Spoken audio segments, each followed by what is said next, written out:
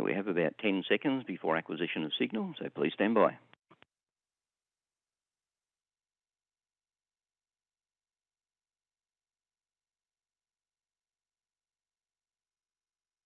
Calling NA1SS, NA1SS, NA1SS. This is Victor Kilo 4, Kilo Hotel Zulu, VK4KHZ, calling for a scheduled contact. Can you receive? Over.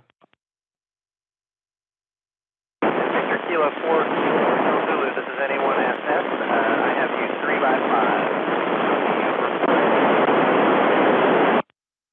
5. NA1SS, NA1SS. Good morning to you there, Bob. You're just coming up over the horizon now.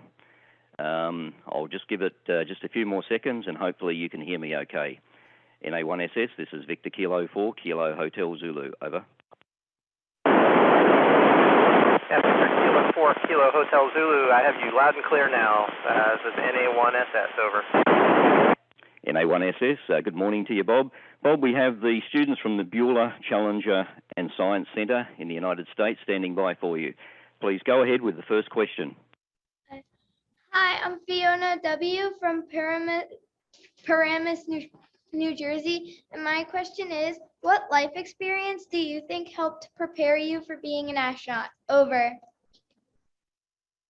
Well, hi there, Fiona. That is a great question, and I think one of the things that really helped prepare me the most is being on sports teams and learning how my actions affect others and realizing that we all depend on each other and how important that is. And that's a lot of what we have to do up here in space, is work together as a team in order to accomplish our mission.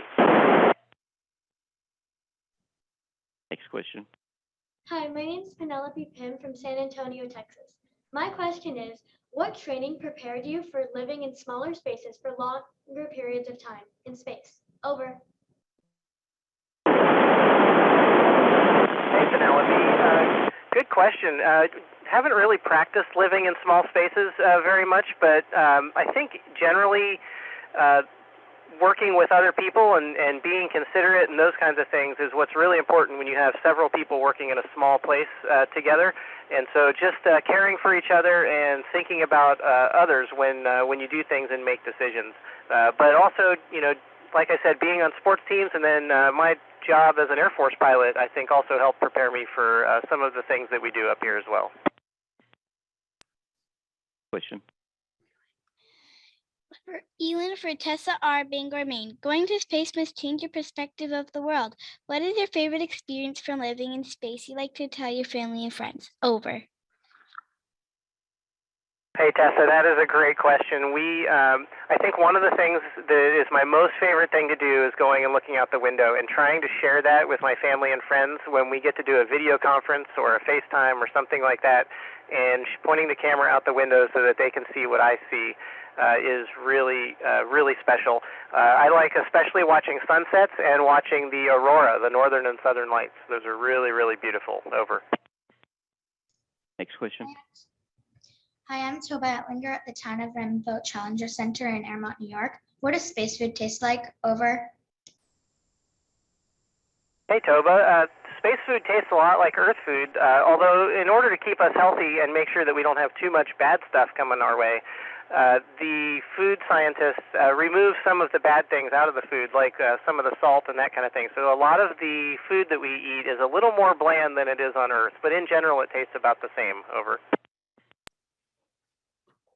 This is Marisol asking for Donovan from Hammond, Indiana. What do you do when your equipment needs repair outside the space station? Over. Hey, good question. So just like any house, things need repaired sometimes, and sometimes we have to go out and fix it. And so we have special spacesuits that provide us all the oxygen and things that we need in order to keep us alive. And so they're like miniature spaceships, and we go outside and we repair the equipment that needs to be repaired, and then we come back in. Over. Next question. Hadley asking for Palmer in Louisville, Kentucky.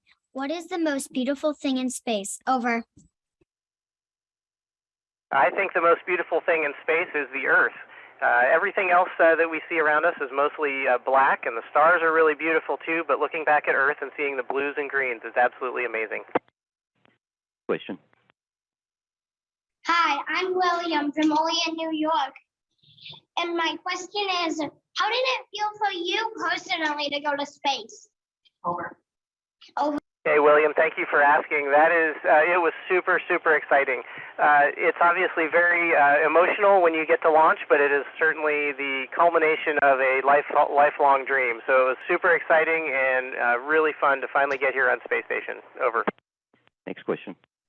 Hi, my name is Peyton Tesser from Paramus, New Jersey. And my question is, how are the immune cells tested in the human immune system study? Over.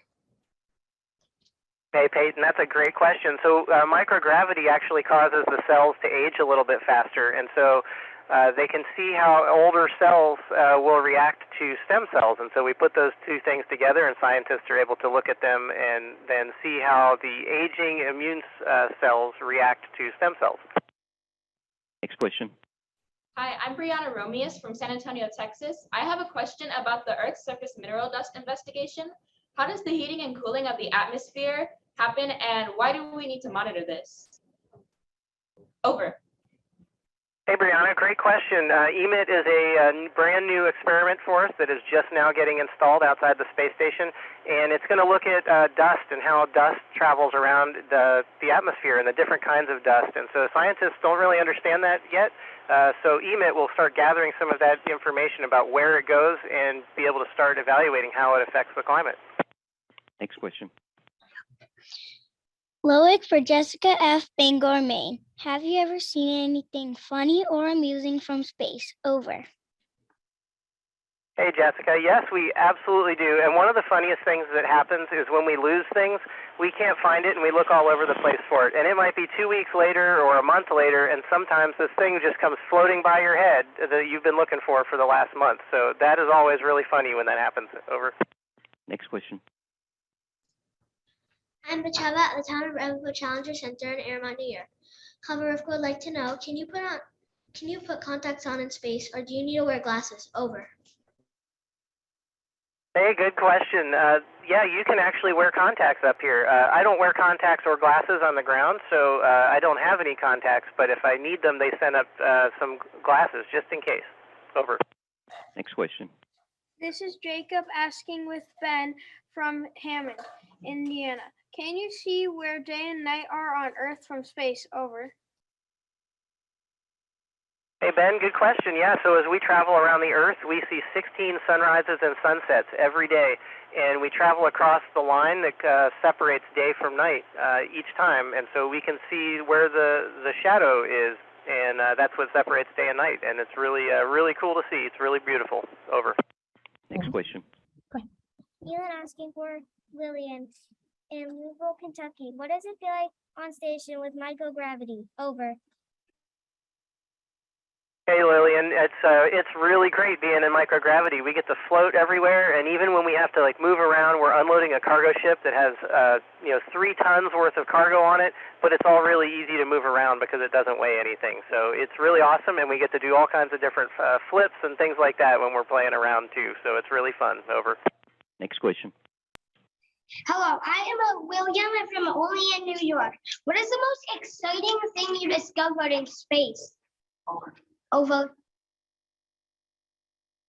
Hey, that's a really good question, and I think we're learning new things all the time up here. I still am amazed every time I look out the window at how beautiful things are. And like I said before, I think the sunsets up here are the most exciting thing that I discovered, and I just think that they're absolutely amazing, and the amount of colors are just incredible.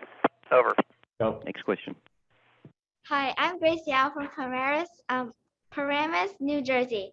Who and what inspired you to go to space and possibly the moon? Over.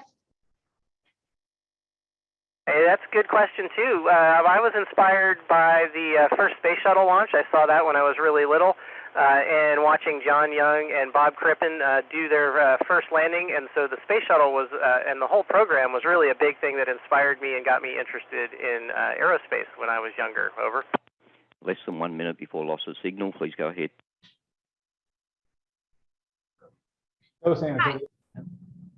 I'm Elena from San Antonio, Texas. What were your emotions when you first stepped on the rocket and knew you were achieving your dreams? Over. My emotions, I had all kinds. I was super excited, but I was also knew I was going to miss my family. But once we got on the rocket, training kicked in, and we kind of focused on that, and it was just an amazing experience. Over. Question. Libby for Alex R. Bangor, Maine. What do you look forward to most when you get home? Over. I look forward to seeing my family and having a big slice of pizza. Over. Question. Less than 15 seconds. I'm Shova Etlinger at the Town of Ramapo Challenger Center in Airmont, New York. But Shova has a hamster called Donut. And she's a little brown dream ball of fluff. Do you have any pets, and can you take them to space? Over. Awesome. I do have pets. We have fish, turtles, and a dog and a cat, but we can't take them to space, unfortunately. Over. Okay, time to say goodbye to Bob, everyone. We're about to lose signal. Wave to goodbye. Cheers. All right. Thank you, Bob.